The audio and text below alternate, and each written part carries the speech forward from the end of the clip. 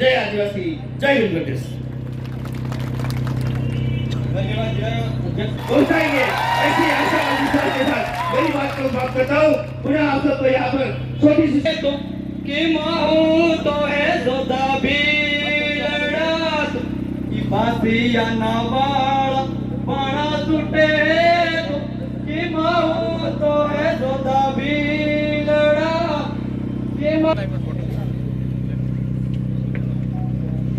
जय बोला जमीन आसमान की। अरे जय जोर का नारा है, भारत देश हमारा है। जय जोर का नारा है, एक तीर एक कमान। जय पूर्व मंत्री और अभी आगे बीजेपी में उसका राइट हैंड है, उसके दाएं बाएं थे,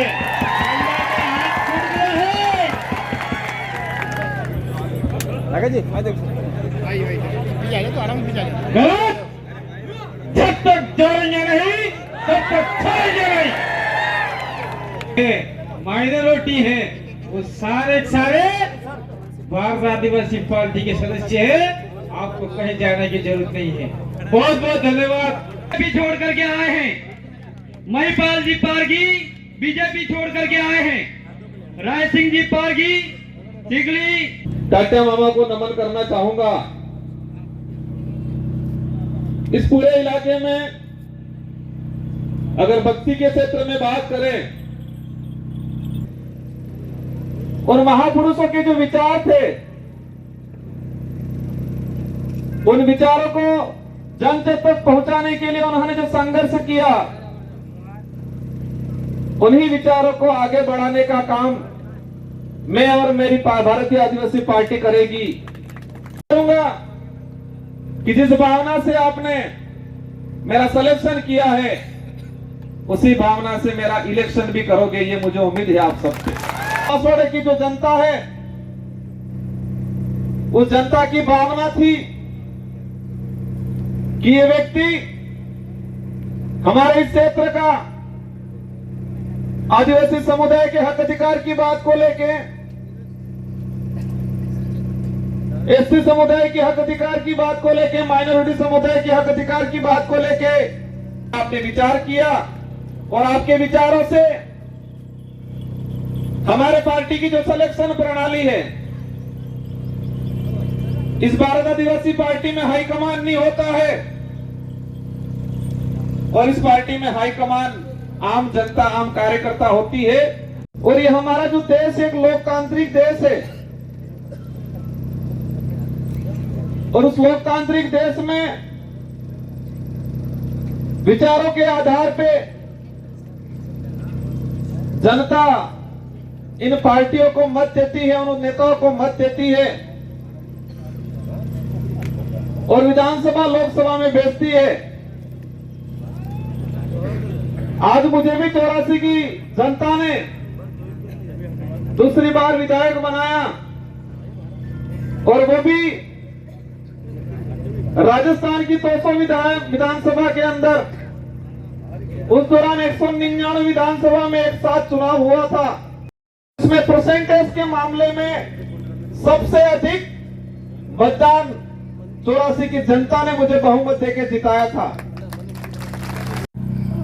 मैं सारी मीडिया पे सवाल नहीं करना चाहता,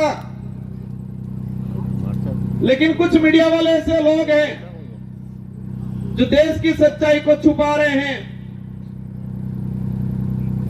और पार्टियों के इशारों पे, सरकारों के इशारों पे इस देश के लोगों तक गुमराह करने वाले हमारे समाज के जो नेता कांग्रेस बीजेपी में दिग्गज बने हुए हैं वो कहते हैं आरक्षण पूरा मिल रहा है,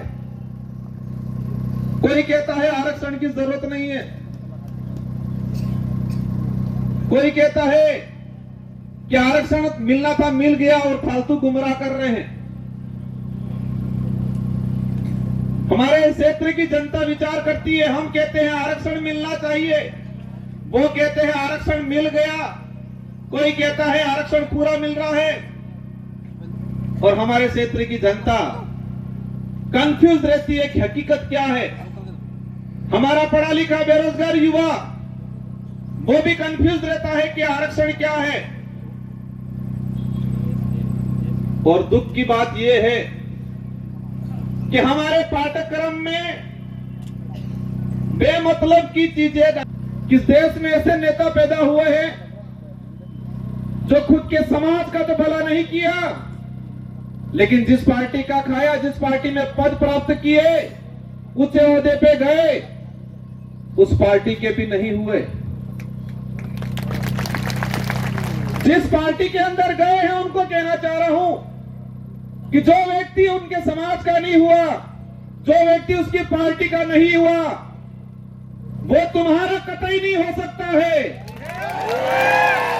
और इस क्षेत्र में देखा है मैंने, हमारे जनरल वर्ग के भाइयों को जाके ये भड़काते हैं, कहते हैं कि तुम चिंता मत करना, मैं तुम्हारे साथ हूं, ये बोलते हैं कि मैं मेरे परिवार के लिए, मेरे समाज के लिए बात रखूं।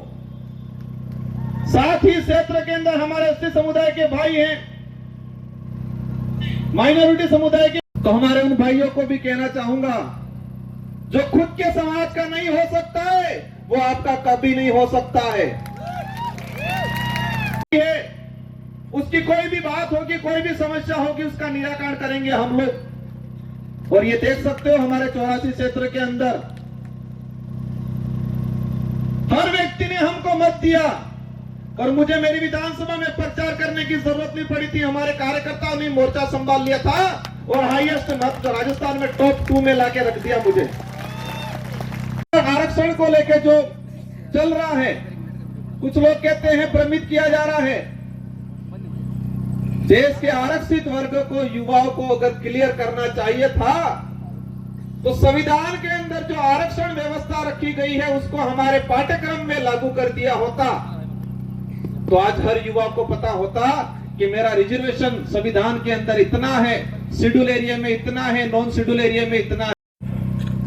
और आज 2024 हो गया और अभी तक उस संविधान के अंदर जो प्रावधान थे, उन प्रावधानों को आज तक धरातल पे लागू नहीं किया।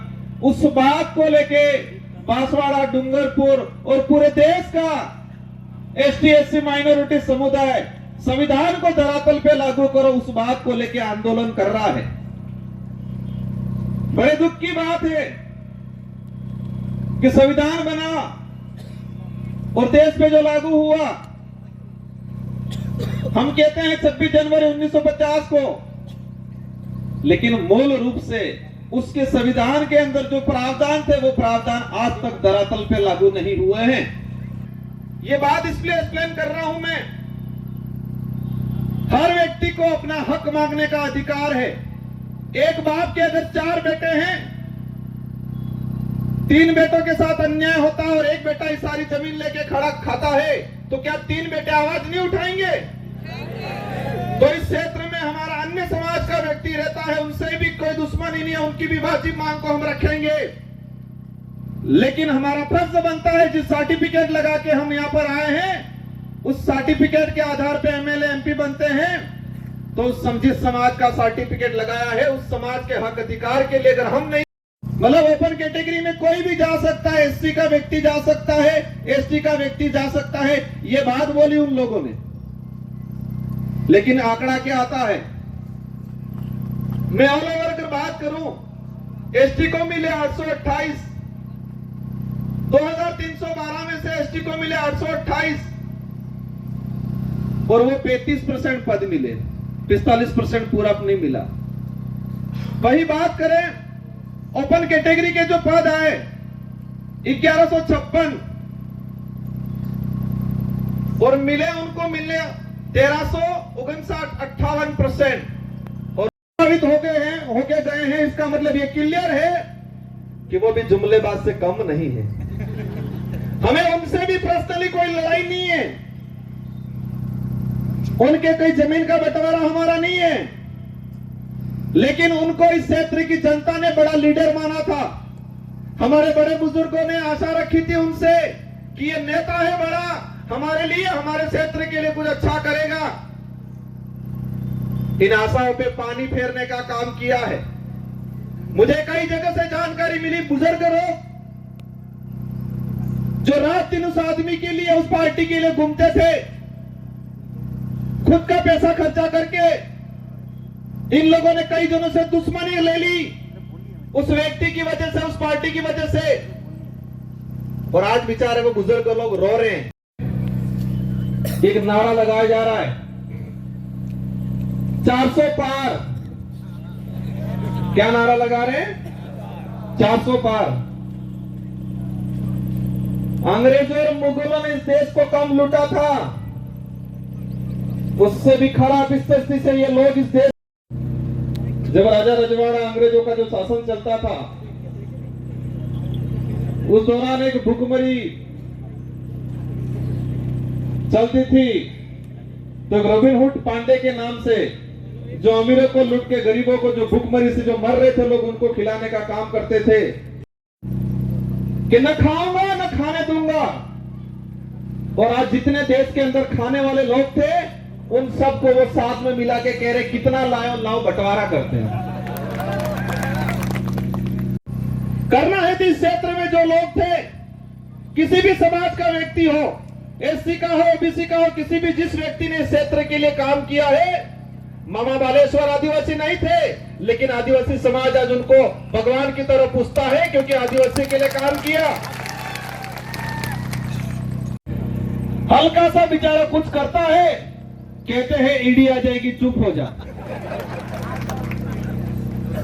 मोदी जी की ईडी आ जाएगी, चुप हो जाएगा। वो चाहता बहुत कुछ है बेचारा, पर अंदर से डर हुआ है। उनको भी कहना चाहूंगा, आप चिंता मत करो, आपके विचारों को यहां रखने का अवसर मिलेगा। इस संगठन के साथ जुड़ो और इस क्षेत्र की जनता के लिए, युवाओं के लिए, हक अधिकार के लिए आगे बढ़ो। आपको चिंता करने की जरूरत नहीं है। पूरे देश के अंदर यही भारत आदिवासी पार्टी है जो सच्चाई को लेकर लड़ने का काम करेगी। और आप देख सकते हो, उदयपुर संभाग की बात करें कि कांग्रेस कभी नहीं बात कर रही है कि शिक्षा अच्छी मिलनी चाहिए, स्कूलों में व्याख्याता लगने चाहिए, बेरोजगारी खत्म होनी चाहिए, हमारा अनाज जो पक रहा है उसको एमएसपी रेट मिलनी चाहिए, बात नहीं करेगी। बीजेपी भी वो बात नहीं कर रही है। बीजेपी कह रहे हैं मैं किसी भगवान या किसी धर्म का विरोधी नहीं हूं, लेकिन जो धर्म के नाम से, भगवान के नाम से वोट लेके राज करने का काम करते हैं, ऐसे लोगों का मैं घोर विरोधी हूं और विरोध करता रहूंगा।